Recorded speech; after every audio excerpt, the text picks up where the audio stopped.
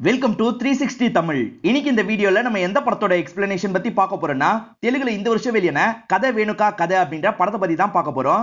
இது ஒரு பக்காவான கிரைம் த்ரில்லர் படம்னு சொல்லலாம். ஸ்டார்டிங்ல இருந்து எண்டிங் வரைக்கும் ரொம்ப பரபரப்பா கொண்டு போயிருப்பாங்க.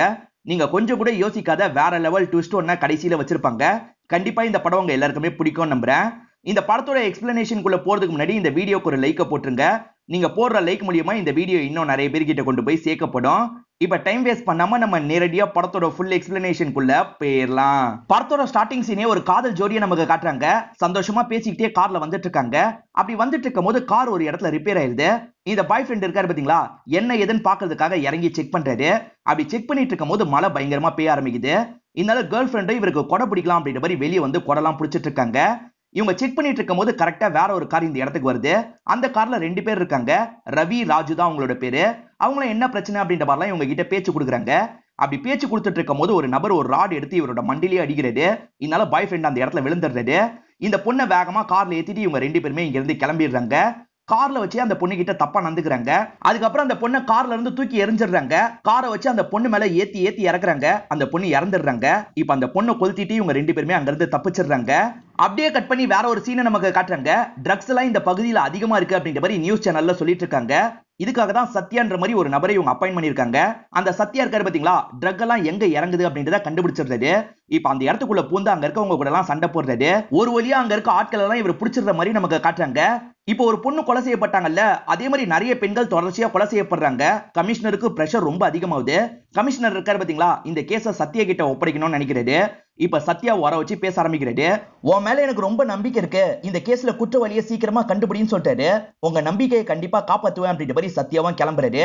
அப்படியே கட் பண்ணி ஒரு கேங்க நமக்கு காட்டுறாங்க. இந்த கேங்கோட லீடரா தான் ராஜு, ரவின்றவங்க இருப்பாங்க.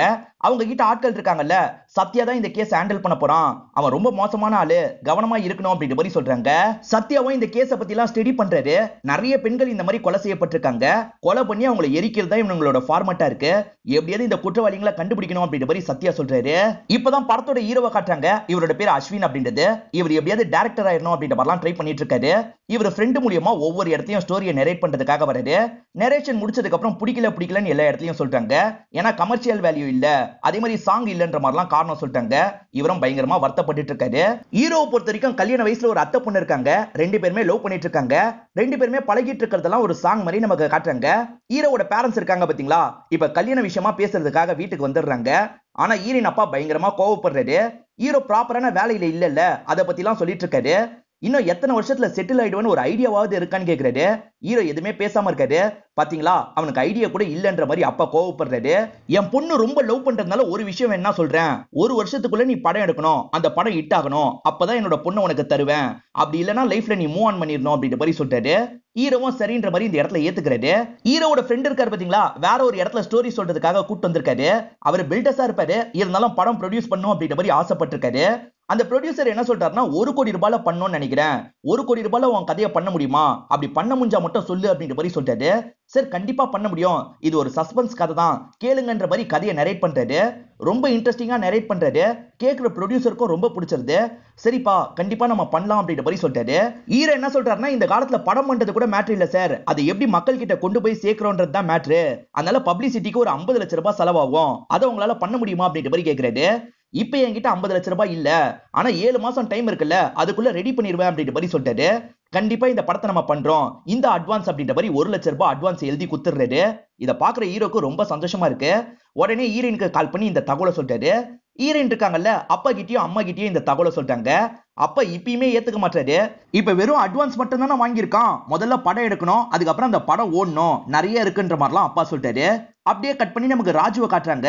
ராஜுக்கு ஆக்டிங்ல ரொம்ப இன்ட்ரெஸ்ட் இருக்கும். செலக்ஷனுக்காக வர சொல்லியிருக்காங்க, அங்க வேணா போலாம் அப்படின்ற மாதிரி சொல்லிட்டு இருக்காரு. சரி உனக்காக நானும் வரேன் அப்படின்ற மாதிரி ரவியும் ஏத்துக்கிறாரு. ஹீரோ இருக்காரு பாத்தீங்களா, ஒரு ஆபீஸ் மாதிரி பிடிச்சி செலக்ஷன் ப்ராசஸ் எல்லாம் வச்சிட்டு இருக்காரு. ஒவ்வொருத்தரா செலக்ஷனுக்காக வந்துட்டு இருக்காங்க. ராஜுவும் ரவியும் நடிச்சு காட்டுறதுக்காக வராங்க. ராஜுவை ஹீரோ செலக்ட் பண்ணிடுறாரு. இப்ப ரவியை நடிச்சு காட்ட சொல்றாரு. உங்களுக்கு வில்லன் ரோல் தான், அதுக்கு ஏத்த மாதிரி பேசி காட்டுங்க அப்படின்ற மாதிரி சொல்றாரு. ரவி இருக்காரு பாத்தீங்களா, நடக்கிற எல்லா கொலைக்கும் நான் தான் காரணம் அப்படின்ற மாதிரிலாம் பேசுறாரு. இவர் உண்மையை தான் பேசுறாரு. ஆனா ஹீரோ டைலாக்னு நினைக்கிறாரு. நல்லா நடிக்கிறீங்க, நீங்களும் செலக்டட்னு சொல்றாரு. ரெண்டு பசங்க ரெண்டு பொண்ணுங்களை தான் செலக்ட் பண்ணிருக்காரு. இப்ப பத்மான்னு ஒருத்தங்க ஆபீஸ்க்கு வந்து பிரச்சனை பண்றாங்க. என் வயிற்றுல வளர்ற குழந்தைக்கு அஸ்வின் தான் காரணம் அப்படின்ற மாதிரி சொல்லிட்டாங்க. இதை கேட்கிற அசிஸ்டன்ட்ங்களுக்கு ஒண்ணுமே புரிய மாட்டேங்குது. அஸ்வின் சார் வாங்கன்ற மாதிரிலாம் கூப்பிடுறாங்க. அஸ்வின் வந்ததுக்கு அப்புறமா பத்மா பயங்கரமா கோவப்படுறாங்க. இதையே தான் சொல்லிட்டு இருக்காங்க. அதே மாதிரி பத்மாவோட அப்பா இந்த இடத்துக்கு வந்துடுறாரு. அஸ்வின் கிட்ட கோவமா பேசிட்டு இருக்காரு. அப்படி பேசிட்டு இருக்கும் போது டைலாக்ல சொதப்பிடுறாரு. என்னப்பா சொதப்பிட்டீங்க அப்படின்ற மாதிரி பத்மா கேக்குறாங்க. இங்க என்ன நடக்குது அப்படின்ற மாதிரி ஹீரோ கேக்குறாரு. பத்மாக்கு ஆக்டிங்ல இன்ட்ரெஸ்ட் இருக்கும். இந்த மாதிரி பண்ணி இம்ப்ரெஸ் பண்ணலான்றதுக்காக தான் பத்மா இந்த மாதிரி நடிச்சிருப்பாங்க. அதுக்காக சாரி எல்லாம் கேக்குறாங்க. ஹீரோ என்ன சொல்றாருன்னா, உன்னோட ஆக்டிங் நல்லா இருக்கு, அதனால நீயும் செலக்டட் அப்படின்ற மாதிரி சொல்லிட்டாரு. மொத்தம் 5 பேரை வச்சுதான் இந்த படம் நடக்கிற மாதிரி இருக்கும். இவர் ஷூட்டிங் ப்ராசஸ் எல்லாம் ஆரம்பிச்சிடுறாரு. நல்லபடியா ஷூட்டிங் எல்லாம் போயிட்டு இருக்கு. சத்யாவும் இந்த கேஸை பத்தி நிறைய அனலைஸ் பண்ணி பார்த்திருப்பாரு. ஒருத்தர் 2 பேர் சேர்ந்து இதை பண்ண மாதிரி தெரியல, ஒரு கேங்கே சேர்ந்து பண்ண மாதிரி தான் எனக்கு தெரியுது அப்படின்ற மாதிரி ஆட்கள் கிட்ட சொல்லிட்டு இருக்காரு. இந்த ஒரு வாரம் எந்த சம்பவமும் நடக்காம இருக்கு, இதுக்கப்புறமும் நடக்கூடாது, நம்ம எல்லா இடத்துலயும் பாதுகாப்பு தரணும்னு சொல்லிட்டாரு. ஆட்களும் சரின்ற மாதிரி இந்த இடத்துல ஏத்துக்கிறாங்க. ஹீரோவும் மடமடன் ஷூட்டிங் எல்லாம் எடுத்துட்டு இருக்காரு. பத்மா இருக்காங்க பாத்தீங்களா, ஒரு சீன்ல எமோஷனலா பேசுற மாதிரி சூப்பரா நடிக்கிறாங்க. அதை பாக்குற அப்பாவுக்கு ரொம்ப சந்தோஷமா இருக்கு. ஃபீல் பண்ணி அழுவுறாரு. ஏன் சார் அழுவுறீங்க அப்படின்ற மாதிரி ஹீரோ கேக்குறாரு. இல்ல தம்பி, ரொம்ப சந்தோஷமா இருக்கு, இதுக்கெல்லாம் நீங்க தான் காரணம்னு சொல்றாரு. இந்த ராஜு இருக்கான் பாத்தீங்களா, நடிச்சிட்டு இருக்க ஒரு பொண்ணுக்கு பக்கத்துல உட்காந்து பேசுறான். வேற எங்கேயாவது ஷூட்டிங் வந்தா உங்களுக்கு சொல்றேன், உங்க நம்பரை தாங்கன்னு கேக்குறான். கொஞ்சம் ஃபிளர்ட் பண்ற மாதிரி பேசுறதுனால அந்த பொண்ணுக்கு பிடிக்க மாட்டேங்குது. அந்த பொண்ணு அதெல்லாம் தேவையில்லைன்ற மாதிரி இங்க இருந்து எந்திரிச்சு போயிடுறாங்க. ஷூட்டிங் நடந்துட்டு இருக்கும் போது ஒரு பொண்ணு போனை கீழே போட்டுறாங்க. அதை குனிஞ்செல்லாம் எடுக்கிறாங்க. இவனுங்க 2 பேர் தள்ளி இருந்து கவனிச்சிட்டு இருக்காங்கல்ல, அந்த பொண்ணை தப்பா பார்த்துட்டு இருக்காங்க. இங்க ஏதாவது பிளான் பண்றாங்களா என்னன்னு நமக்கு தெரியல. ஹீரோ 1 மாசத்துல ஷூட்டிங்க முடிச்சிருவேன்னு சொல்லியிருப்பாரு. அதே மாதிரி 1 மாசத்துல முடிச்சிடுறாரு. ப்ரொடியூசர் ரொம்ப சந்தோஷமா இருக்காரு. ஹீரோவும் ரொம்ப சந்தோஷமா இருக்காரு. டீம் கூட எல்லாம் பேசிட்டு இருக்காரு. ராஜு ரவி இருக்காங்கல்ல, ஒரு பார்ட்டி மாதிரி பண்ணலான்ற மாதிரி ஹீரோவை பாருக்கு கூட்டு வந்துடுறாங்க. இந்த இடத்துல எல்லாருமே ஜாலியா குடிச்சு பார்ட்டி எல்லாம் பண்ணிட்டு இருக்காங்க. ஹீரோ ஏற்கனவே பப்ளிசிட்டிக்காக 50 லட்சம் ரூபாய் வேணும்ன்ற மாதிரி ப்ரொடியூசர் கிட்ட கேட்டார் பாத்தீங்களா. இப்ப அந்த விஷயத்தை ஞாபகப்படுத்துறாரு. எனக்கு நல்லா ஞாபகம் இருக்குப்பா, என் பார்ட்னர்ஸ் கிட்ட நான் சொல்லி வச்சிட்டேன், எனக்கு காசு கிடைச்சிரும் அப்படின்ற மாதிரிலாம் சொல்லிட்டாரு. இப்ப மறுநாள் பார்ட்னர்ஸை பார்த்து காசு கேட்கறதுக்காக வராரு. இது வரைக்கும் வித்திருக்க பில்டிங்கான காசு எங்களுக்கு தான், இதுக்கப்புறம் விற்க போற பில்டிங்கான காசு தான் உனக்குன்ற மாதிரி சொல்றாங்க. என்ன மாத்தி பேசுறீங்கன்னு கேக்குறாரு. உங்களை நம்பிதான் நான் பத்திரம் கூட போடலன்ற மாதிரி சொல்லிட்டாரு. ஆனா ஃப்ரெண்ட்ஸ் வேணும்ட்டே ஏமாத்துறாங்க. இதனால இவர் அப்செட் ஆயிடுறாரு. உங்க கூட சேர்ந்து தொழில் பண்ண பாருங்க, என்ன சொல்லணும்னு சொல்லிட்டாரு. இப்ப இவருக்கு காசு ரெடி பண்றதுக்கு கொஞ்சம் நாள் ஆகும். அதனால ஃப்ரெண்ட்ஸ் கிட்ட கேட்டு பார்க்கலாம் அப்படின்ற மாதிரி ஃப்ரெண்ட்ஸ் கிட்ட எல்லாம் கேக்குறாரு. 50 லட்சம் ரூபாய் பெரிய அமௌண்ட் ஆச்சு, எங்களால முடியாதுன்னு சொல்லிட்டாங்க.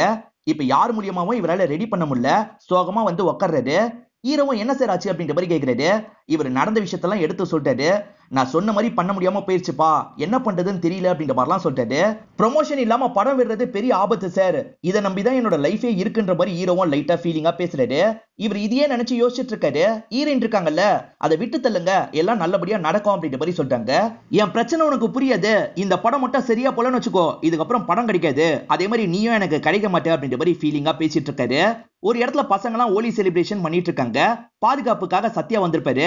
பசங்க கூட விளையாடிட்டு இருக்காரு. அப்பதான் நிறைய ஆட்கள் சுத்து போட்டு சத்யாவை அட்டாக் பண்றாங்க. சத்யாவும் தடுத்து பயங்கரமா அவங்க கூட சண்டை போடுறது. ஆனா சண்டையோட முடிவுல சத்யாவோட கையில பலமா அடிபட்டது. இந்த தகவல் கமிஷனருக்கு தெரிய வந்துருது. இப்ப நீ ஓகேவா சத்யான்ற மாதிரி கேக்குறாரு. இப்ப நான் ஓகே தான் சார், அந்த கேங் தான் இந்த கேஸை நான் விசாரிக்கிறது தெரிஞ்சு இப்படி பண்ணிருக்காங்க, கண்டிப்பா அந்த கேங்கை விட மாட்டேன்னு சொல்றாரு. சீக்கிரமா புடின்ற மாதிரி கமிஷனரும் சொல்றாரு. ஹீரோ சோகமா யோசிச்சுட்டு இருக்கும் போது பத்மாவோட அப்பா வராரு. ஷூட்டிங்க்கு என்னோட பொண்ணு போனா இன்னும் வரல, எங்க அப்படின்ற மாதிரிலாம் கேட்டுட்டு இருக்காரு. இது ஷூட்டிங்க்கு வந்தாளா? ஷூட்டிங் முடிஞ்சே 1 வாரம் ஆயிடுச்சு, அவளை நான் ஷூட்டிங்க்கு எல்லாம் கூப்பிடலன்ற மாதிரி சொல்றாரு. என்ன தம்பி ஏமாத்திட்டு இருக்கியா, நான் போலீஸ் ஸ்டேஷனுக்கு போக போறேன்னு சொல்லிட்டாரு. தாராளமா போய்க்கோங்கன்னு ஹீரோ சொல்லிட்டாரு. இப்ப இந்த அப்பா இருக்காருல, என் பொண்ணு காணுன்ற மாதிரி கம்ப்ளைண்ட் எல்லாம் பண்ணிட்டு இருக்காரு. பத்மா கூட 2 பொண்ணுங்க நடிச்சாங்கல்ல, அந்த பொண்ணுங்களும் காணுன்ற மாதிரி அவங்களோட பேரண்ட்ஸும் போலீஸ் ஸ்டேஷனுக்கு வந்து கம்ப்ளைண்ட் பண்ணிருக்காங்க. இந்த கேஸ் கொஞ்சம் சீரியஸ் ஆயிருதுல, அதனால ஹீரோ கிட்ட விசாரிக்கணும்ன்ற மாதிரி ஹீரோவை வர சொல்லியிருக்காங்க. காணாம போன 3 பொண்ணுங்களும் டைரக்டர் ஷூட்டிங் இருக்குன்னு வர சொன்னாரு அப்படின்ற மாதிரி சொல்லியிருப்பாங்க. அதனால தான் ஹீரோவை கூப்பிட்டு இன்ஸ்பெக்டர் விசாரிக்கிறாரு. ஹீரோ சத்தியமா நான்லாம் வர சொல்ல சார், எதனால அந்த 3 பொண்ணுங்களும் அப்படி சொன்னாங்கன்னு எனக்கு தெரியல அப்படின்ற மாதிரி சொல்லிட்டு இருக்காரு. சரி, உங்க ஷூட்டிங் ஸ்பாட்ல வேலை பார்த்தவங்களோட டீடைல்லாம் எனக்கு வேணும்னு இன்ஸ்பெக்டர் கேக்குறாரு. இவர் சம்பந்தப்பட்ட எல்லாரோட டீடைலையும் தந்துடுறாரு. இன்ஸ்பெக்டர் ஆட்களை அனுப்பி விசாரிக்க ஆரம்பிக்கிறாரு. இப்ப டீம்ல இருக்க ஒவ்வொருத்தர்கிட்டயும் விசாரிச்சுட்டு இருக்காங்க. அதுல ராஜுவும் ரவியும் நடிச்சாங்கல்ல, அவங்க வீட்டுல செக் பண்றதுக்காக வராங்க. அப்பதான் அவங்க கொஞ்ச நாளா வீட்டு பக்கமே வரலன்றது தெரிய வருது. இவங்களும் மிஸ் ஆகுறாங்களா அப்படின்ற மாதிரி யோசிக்கிறாங்க. இந்த படத்தோட ஷூட்டிங்க்கு போன 3 ஆக்டர்ஸ் 2 ஆக்டர் காணாம போயிருக்காங்க. கடைசி 3 நாளா இவங்க எங்க போனாங்க என்ன ஆனாங்கன்னு ஒன்னும் தெரியலன்ற மாதிரி நியூஸ்ல சொல்லிட்டு இருக்காங்க. ப்ரொடியூசரும் என்னதான்ப்பா நடக்குது அப்படின்ற மாதிரி ஹீரோ கிட்ட கேக்குறாரு. அதான் சார் எனக்கும் புரியலன்னு ஹீரோ சொல்றாரு. பத்மாவோட அப்பா அன்னைக்கு கோவமா பேசிட்டு போயிட்டாரு பாத்தீங்களா, இப்ப திரும்பி ஹீரோ கிட்ட பேசுறதுக்காக வராரு. அன்னைக்கு தெரியாம கோவமா பேசிட்டேன் தம்பி, உண்மையிலேயே என்னோட பொண்ணு எங்க போனான்னு உனக்கு தெரியாதான்னு கேக்குறாரு. சார் சத்தியமா எனக்கு தெரியாதுன்னு சொல்லிட்டாரு. என் பொண்ணுக்கு என்ன ஆச்சு ஏதாச்சுன்னு தெரியாம ரொம்ப கஷ்டமா இருக்குன்ற மாதிரி அப்பா பேசுறாரு. அப்பதான் அப்பாக்கு போன் கால் வருது. ஒரு பாடி கிடைச்சிருக்கு, உங்க பொண்ணோட பாடியான்னு செக் பண்றதுக்கு வாங்கன்ற மாதிரி கூப்பிடுறாங்க. அப்பவும் அழுதுகிட்டே செக் பண்றதுக்காக அந்த இடத்துக்கு வந்துடுறாரு. அதே மாதிரி போலீஸ் ஆட்கள் எல்லாருமே அந்த இடத்துல தான் இருக்காங்க. அந்த பாடியை எரிச்ச மாதிரி தான் இருக்கு, இதுக்கு முன்னாடி பண்ற கேங் தான் இதையும் பண்ணிருக்க போல அப்படின்ற மாதிரி சத்யா யோசிச்சுட்டு இருக்காரு. இப்பதான் அப்பா செக் பண்றதுக்காக இந்த இடத்துக்கு வந்திருக்காரு. பாடியை பார்த்து அடையாளம் சொல்ல முடியல, ஆனா பக்கத்துல ஒரு இயரிங் இருக்கிறத பாக்குறாரு. இது என்னோட பொண்ணோட இயரிங் அப்படின்ற மாதிரி அழ ஆரம்பிக்கிறாரு. பின்னாடியே ஹீரோவும் இந்த ஸ்பாட்டுக்கு வந்திருப்பாரு. இந்த விஷயத்தை பார்த்து வருத்தப்படுறாரு. இங்கதான் படத்தோட இன்டர்வல போடுறாங்க. இப்ப சத்யா இருக்காரு பாத்தீங்களா, இந்த டீமை சேர்ந்த எல்லாரையும் விசாரிக்கிறதுக்காக வர வச்சிருக்காரு. எல்லார்கிட்டயும் தனித்தனியா கேட்டு பாக்குறாரு. யார் மூலியமாவும் பெருசா இவருக்கு எந்த தகவலும் தெரிய மாட்டேங்குது. ப்ரொடியூசர் கிட்ட ஹீரோவை சந்தேகப்படுற மாதிரி நிறைய கேள்வி எல்லாம் கேக்குறாரு. ஆனா ப்ரொடியூசர் என்ன சொல்றாருன்னா, ஹீரோ ரொம்ப நல்ல டைப், கண்டிப்பா அப்படி பண்ணிருக்க வாய்ப்பு இல்லைன்னு சொல்லிட்டாரு. இப்ப வெளியே வரும்போது மீடியாட்களும் கேள்வி மேல கேள்வி கேட்டுட்டு இருக்காங்க. இவங்க ரெண்டு பேருமே என்ன சொல்றாங்கன்னா, ஏற்கனவே படம் வெளியாகலன்ற டென்ஷன்ல தான் இருந்தோம், இப்ப படத்துல நடிச்சவங்க எல்லாம் வேற காணாம போயிருக்காங்க, இது கேட்கவே எங்களுக்கு ரொம்ப கஷ்டமா தான் இருக்குன்ற மாதிரிலாம் சொல்லிட்டு இருக்காங்க. சத்யா என்ன சொல்றாருன்னா, சிசிடிவி மூலியமா அந்த வழியா போன ஒரு வண்டி விடாம எல்லா வண்டியும் செக் பண்ணுங்க, அதே மாதிரி இந்த மாதிரி தொடர்ச்சியா பண்றவங்க இருப்பாங்கல்ல, அவங்க எல்லாரையும் கூட்டுவாங்க, அடிச்சு விசாரிங்க அப்படின்ற மாதிரி சொல்லிட்டாரு. அசிஸ்டன்ட்டும் சரின்ற மாதிரி ஏத்துக்கிறாரு. சத்யா சொன்ன மாதிரியே பயங்கரமா அடிச்சு விசாரணை எல்லாம் பண்ணிட்டு இருக்காங்க. அன்னைக்கு நைட் அந்த வழியா ஒரு ஆட்டோ போயிருக்கிறது உங்களுக்கு தெரிய வந்திருக்கும். அந்த ஆட்டோ டிரைவர்ஸான 2 பேரை கூட்டு வந்துடுறாங்க. அவனுங்க 2 பேருமே சத்தியமா எங்களுக்கு தெரியாது அப்படின்ற மாதிரிலாம் சொல்லிட்டு இருக்காங்க. இப்பதான் சத்யாக்கு டீ வருது. சத்யாவும் ஏற்கனவே செல்லுக்குள்ள அடி வாங்கிட்டு இருக்க நபருக்கு பக்கத்துல வந்துடுறாரு. அவனோட மெயின் பாயிண்ட்ல இந்த டீயை சூடா ஊத்துறாரு. அவன் வலியால பயங்கரமா துடிக்கிறான். இதை வெளியே இருந்து பாக்குற 2 பேருமே ரொம்ப பயப்படுறாங்க. இவங்க 2 பேரை பயமுத்துறதுக்காக தான் சத்யா இப்படி பண்ணிருப்பாரு. இவங்களும் பயந்துடுறாங்க. நாங்க தான் இந்த விஷயத்த பண்ணோம் அப்படின்ற மாதிரி சொல்லிட்டாங்க. அவ்வளவுதான், கேஸ் முடிஞ்சிருச்சு, பத்மாவை கொலை பண்ணது இவனுங்க தான் அப்படின்ற மாதிரி சொல்லிட்டாரு. சார் நாங்க கொலை பண்ணோம், ஆனா அந்த பொண்ணை கொலை பண்ணலன்னு சொல்லிட்டாங்க. என்னடா சொல்றீங்க அப்படின்ற மாதிரி கோவமா கழுத்தை பிடிக்கிறாரு. ஆமா சார், நாங்க கொலை பண்ண பொண்ணே வேறன்ற மாதிரி சொல்றாங்க. இந்த இடத்துல தான் நடந்த விஷயத்தையும் நமக்கு காட்டுறாங்க. கோயில்ல வச்சு ஒரு பொண்ணை பார்த்திருப்பாங்க. இவனுங்க 2 பேருமே அந்த பொண்ணை லாக் பண்ணி அந்த இடத்துக்கு கூட்டு போய் தப்பா நடந்திருப்பாங்க. அதே மாதிரி அந்த இடத்துல வச்சு எரிச்சிருப்பாங்க. ஏற்கனவே ஒருத்தன் பண்றதுனால இவங்க மேல சந்தேகம் வராதுன்ற மாதிரி நினைச்சிருப்பாங்க.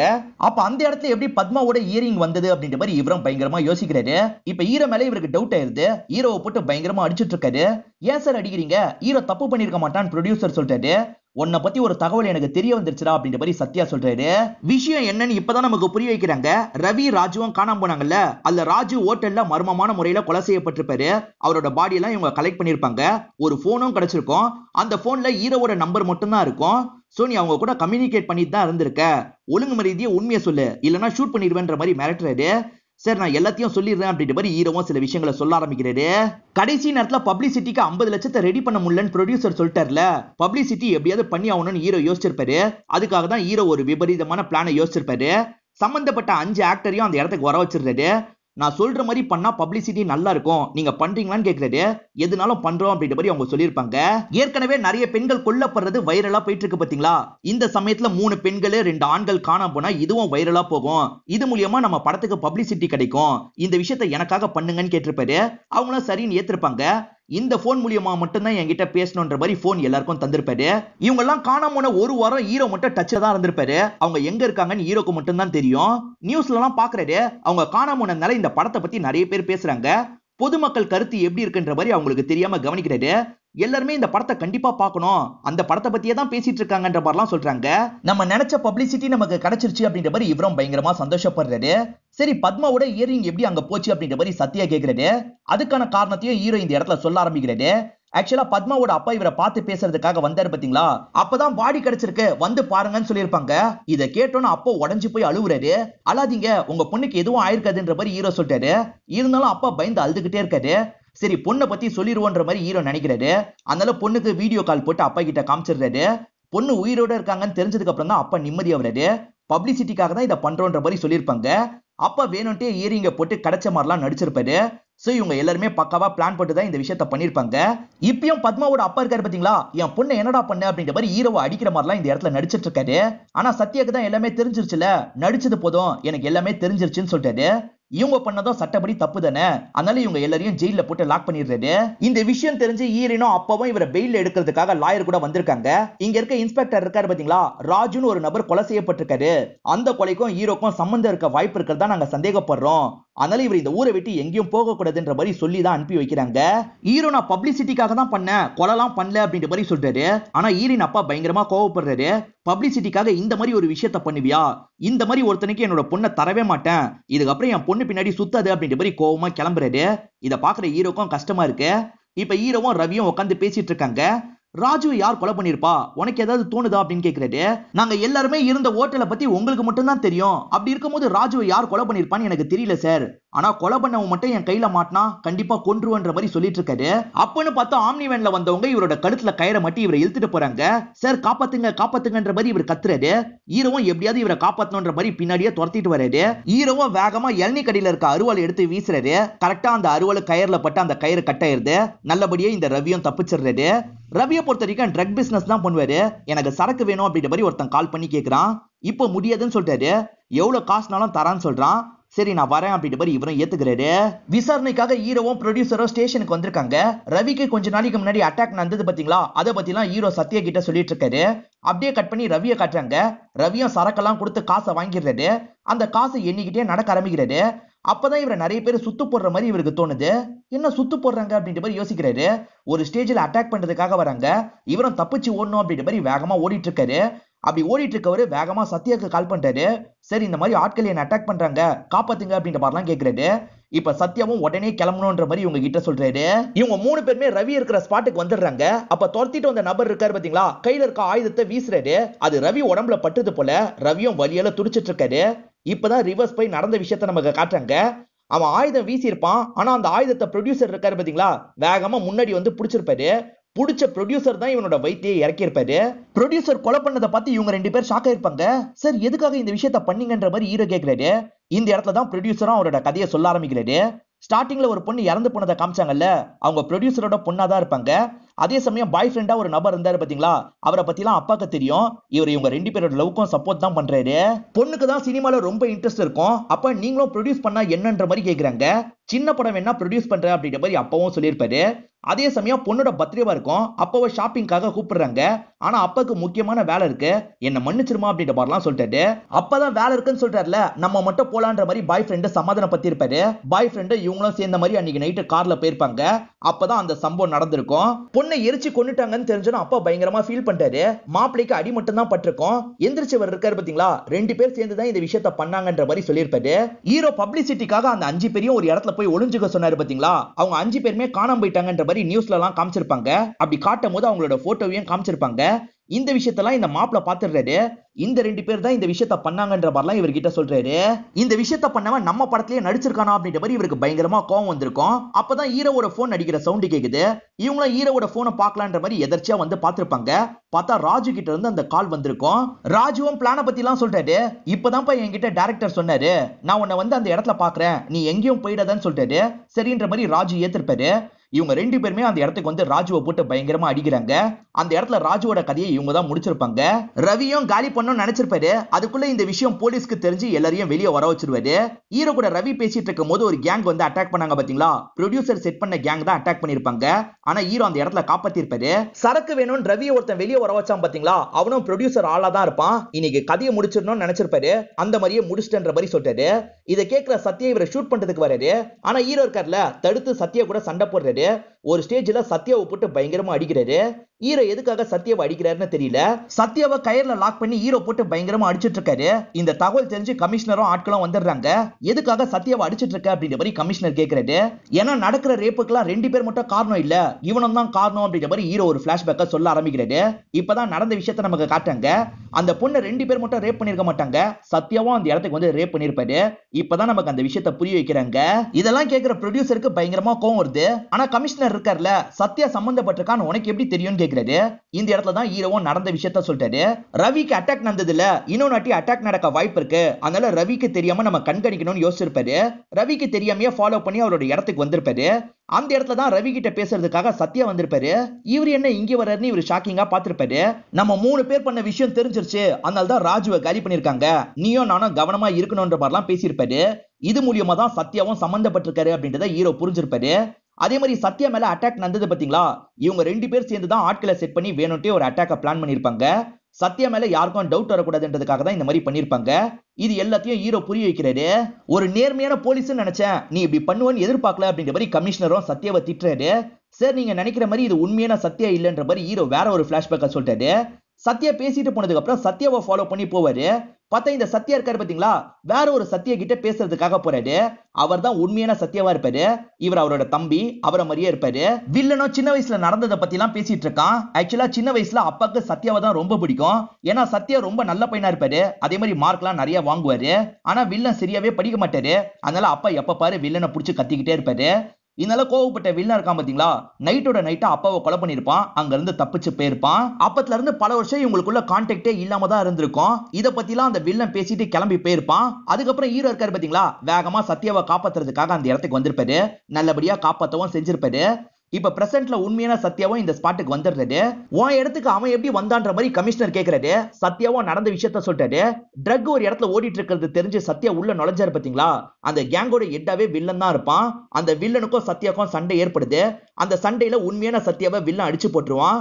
இதுக்கப்புறம் உன் இடத்துல இருந்து நான் என்னெல்லாம் பண்ண போறேன் பாருன்ற மாதிரி சொல்லியிருப்பான். கமிஷனரும் இவனை அரெஸ்ட் பண்ணுங்க அப்படின்ற மாதிரி சொல்லிட்டாரு. ஆனா சத்யா என்ன சொல்றாருன்னா, இவன மாதிரி குற்றவாளிகளாம் உயிரோடயே இருக்க கூடாது, இவங்களுக்கு ரொம்ப கொடூரமான தண்டனை தான் கிடைக்கணும்னு சொல்லிட்டாரு. பாதிக்கப்பட்டது நீங்க தானே சார், நீங்க ஷூட் பண்ணுங்கன்ற மாதிரி ப்ரொடியூசர் கிட்ட கன்னெல்லாம் தராரு. ப்ரொடியூசரும் கோவத்துல கன்னால ஷூட் பண்ணி சாவடிக்கிறாரு. இதோடயே இந்த படத்தை முடிச்சிடுறாங்க. இந்த படம் உங்க எல்லாருக்குமே பிடிச்சிருக்கும் நம்புறேன். இந்த வீடியோ உங்களுக்கு பிடிச்சிருந்ததுன்னா லைக் பண்ணுங்க, கமெண்ட் பண்ணுங்க, மறக்காம 360 தமிழ் சேனலை சப்ஸ்கிரைப் பண்ணுங்க. தொடர்ச்சியே இந்த மாதிரி வீடியோக்கள் வந்துகிட்டே தான் இருக்கும்.